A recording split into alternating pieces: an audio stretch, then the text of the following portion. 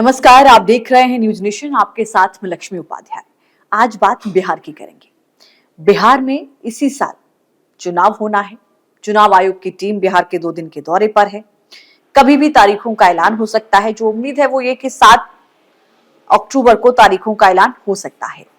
लेकिन इस बीच बिहार के युवाओं को प्रधानमंत्री नरेंद्र मोदी के द्वारा बीते कल बड़ी सौगात दी गई। 62,000 करोड़ रुपए के प्रोजेक्ट का एक बड़ा गिफ्ट युवाओं को वहां को दिया गया है। इसमें क्या क्या शामिल है ये आप समझिए। बिहार पर विशेष जोर देते हुए प्रधानमंत्री नरेंद्र मोदी के द्वारा 62,000 करोड़ रुपए से अधिक की विभिन्न युवा केंद्रित पहलों का कल अनावरण किया गया।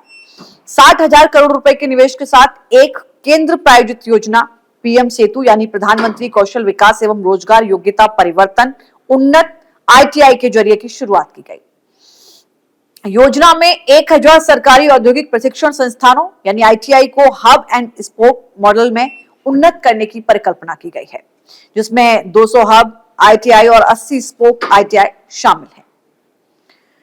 युवाओं के लिए यह बड़ा तोहफा है।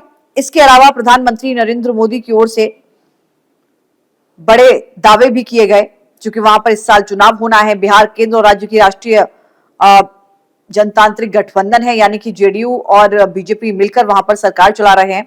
तो एनडीए सरकारों की कई विकास और कल्याणकारी पहलों के केंद्र में रहा है बिहार। प्रधानमंत्री ने जननायक कर्पूरी ठाकुर कौशल विश्वविद्यालय का भी कल उद्घाटन किया। ये अपने आप में एक बड़ा तोहफा रहा, जिसका सीधा उद्देश्य है वैश्विक स्तर पर प्रतिस्पर्धी कार्यबल तैयार करने के लिए उद्योग उन्मुख पाठ्यक्रम और व्यावसायिक शिक्षा को प्रदान किया जाए। पीएम मोदी ने बिहार में युवाओं के लिए विभिन्न योजनाओं की शुरुआत करते हुए यह भी कहा कि उनके उज्जवल भविष्य की ये गारंटी है। ये बड़ा प्रोजेक्ट है। और इस दौरान कहा कि हमारे आईटीआई आत्मनिर्भर भारत के लिए कार्यशालाएं हैं। आने वाले वक्त में और बिहार को विकास के रास्ते पर आगे बढ़ाया जाएगा। कई परियोजनाओं समेत युवा केंद्रित शिक्षा एवं कौशल विकास पहलों के उद्घाटन कार्यक्रम में प्रधानमंत्री नरेंद्र मोदी ने कांग्रेस पार्टी को भी घेरा। परोक्ष रूप से आप कह सकते हैं कि निशाना साधा गया।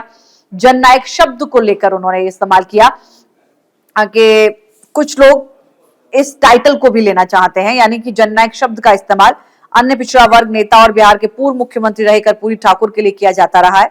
लेकिन राहुल गांधी का नाम लिए बिना उन्होंने कहा कि कुछ लोगों के द्वारा ठाकुर से जुड़े सम्मान को चुराने के प्रयासों की प्रति बिहार के लोगों को सतर्क रहना है। क्योंकि अक्सर आपने देखा होगा कि राहुल गांधी के साथ कई बार पोस्टर लगते हैं बिहार में भी कई जगह पर, जहां उनको जननायक लिखा जाता है। तो प्रधानमंत्री ने उसी शब्द को टारगेट करते हुए ये कहा कि जो जननायक की उपाधि कर्पूरी ठाकुर जी को जो मिली थी वो यहाँ के जन जन ने दी थी, यहाँ के लोगों ने दी थी, ना कि सोशल मीडिया ट्रोल ने जननायक की उपाधि दे दी हो, बल्कि ये उनके प्रति लोगों का प्रेम का प्रतीक था। ये कर्पूरी ठाकुर के प्रति जो लोगों का प्रेम था उसका प्रतीक था। और साथ ही उन्होंने ये भी जिक्र किया कि आने वाले वक्त में जो है वो केंद्र सरकार किस तरीके से, राज्य सरकार केंद्र सरकार वहां के युवाओं के लिए बड़ी योजनाओं के बारे में जिक्र करते हुए प्रधानमंत्री ने कहा कि विकास के पथ पर बिहार को आगे बढ़ाया जा रहा है। मुख्यमंत्री नीतीश कुमार की तारीफ करते हुए प्रधानमंत्री नजर आए और कहा कि बिहार सरकार ने राज्य के विकास के लिए नए संकल्प भी लिए हैं।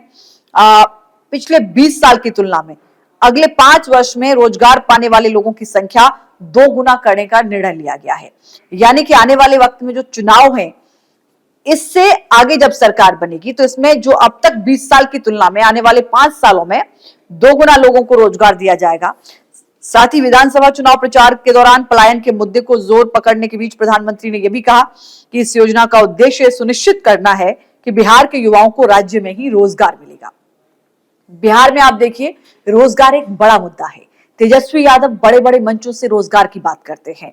आप राहुल गांधी को देखेंगे, यानी कि जो इंडिया महागठबंधन ब्लॉक में जितनी भी पार्टियां हैं वो एक रोजगार को बड़ा मुद्दा बनाई हुई हैं।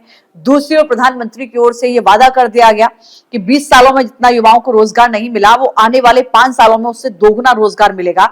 और जो इन योजनाओं की शुरुआत की गई है ये इस बात की आपको गारंटी देती है कि आने वाले वक्त में जो युवा हैं उनको अपने राज्य में ही, यानी कि उनको रोजगार के लिए बिहार छोड़कर बाहर जाने की आवश्यकता नहीं होगी। उनको अपने राज्य में ही जो है वो रोजगार दिया जाएगा। साथ ही आरजेडी सरकार पर भी उन्होंने निशाना साधा, यानी पूर्व में जो सरकारें आरजेडी की रही हैं, युवाओं की वर्तमान पीढ़ी इस बात से शायद अवगत नहीं होगी कि 20-25 साल पहले शिक्षा व्यवस्था को कितना बर्बाद कर दिया गया था। ये पूर्व सरकारों पर निशाना साधा उन्होंने, और साथ ही कहा कि स्कूल नहीं खुलते थे, बहुत कम भर्तियां हुआ करती थी, छात्रों को दूसरे राज्य जाना पड़ता था। बेटा इसकी लाइट मेरी आंखों में आ रही है, बंद करो इसको। मैं इशारा कर रही हूं आपको 3 बार, वो डायरेक्टली मेरी आंख पे पड़ रही है।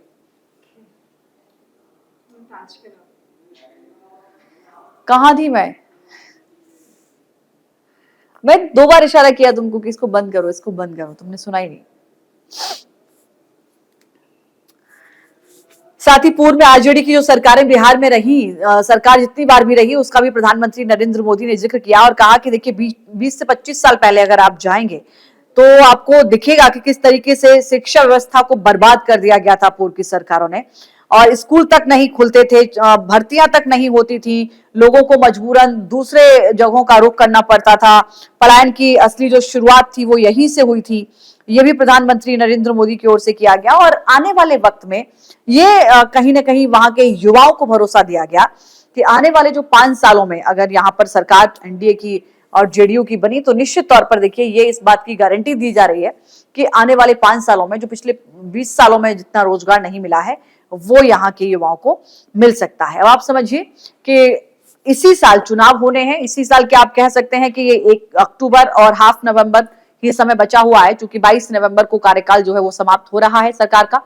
तो ऐसे में चुनावों की तारीखों का जब ऐलान हो जाएगा तो उससे पहले किस तरीके से बिहार में ये बड़ी सौगात के तौर पर प्रधानमंत्री नरेंद्र मोदी की ओर से युवाओं को ये समर्पित किए गए कई सारे प्रोजेक्ट, और इसके साथ ही 2 दिन में जो बिहार में आप देखेंगे कि चुनाव आयोग अभी मौजूद है, चुनाव आयोग की सभी पार्टियों के साथ बैठक भी हुई है। इस बीच अगर आप सियासी लिहाज से देखें तो बहुत महत्वपूर्ण रहा कल का दिन। कल एनडीए की भी अपने सहयोगियों के साथ बैठक रही, सीट बंटवारे को लेकर चर्चा हुई, कांग्रेस पार्टी की भी स्क्रीनिंग कमेटी की बैठक हुई, कल चुनाव आयोग की सभी राजनीतिक दलों के साथ बैठक हुई। प्रधानमंत्री नरेंद्र मोदी ने यह बड़ा तोहफा जो है वो बिहार को दिया। ऐसे में आने वाले वक्त में निश्चित तौर पर क्या इन तमाम योजनाओं का असर देखने को मिलेगा, और क्या चुनाव के लिहाज से ये बड़ी छाप युवाओं पर ये तमाम योजनाएं छोड़ पाएंगी, ये भी एक बड़ा सवाल है। आप क्या सोचते हैं जरूर बताइएगा। नमस्कार।